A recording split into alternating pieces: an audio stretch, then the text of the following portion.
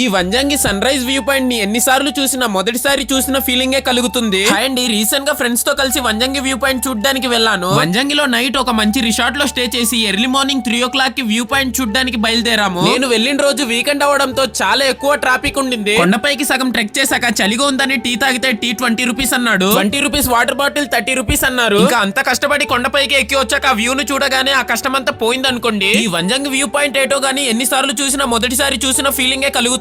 ఇక్కడ వెళ్ళిన ప్రతిసారి స్వర్గంలో ఉన్నట్టు ఉంటుంది. మరి మీలో ఎంతమంది ఈ వంజంగి వ్యూ పాయింట్ ని చూసి ఉన్నారో లేదో కామెంట్ చేయండి. నేను వంజంగి వెళ్ళిన ప్రతిసారి ఈ మేఘాలయ క్యాంపింగ్ హబ్ రిసార్ట్ లోనే స్టే చేస్తా. వంజంగిలో ఈ మేఘాలయ క్యాంపింగ్ హబ్ రిసార్ట్ లో క్యాంపింగ్ టెంట్స్ అండ్ రూమ్స్ కూడా అవైలబుల్ లో ఉంటాయి. వీళ్ళ దగ్గర బ్యాచిలర్స్ కి సెపరేట్ గా టెంట్స్ ఉంటాయి, ఫ్యామిలీకి సెపరేట్ గా టెంట్స్ ఉంటాయి, అలానే కపుల్స్ కి కూడా సెపరేట్ గా ఉంటాయి. ఇక్కడ ఫ్యామిలీస్ కి కపుల్స్ కి ఎటువంటి డిస్టర్బెన్స్ అనేది ఉండదు. ఇక్కడ నైట్ డీజే సౌండ్స్ తో ఫుల్ గా చిల్ అవ్వచ్చు. ఇలా కాంటాక్ట్ నెంబర్ డిస్ప్లే లో ఇస్తే ఇది ప్రమోషన్ కాదు, జస్ట్ ఇన్ఫర్మేషన్.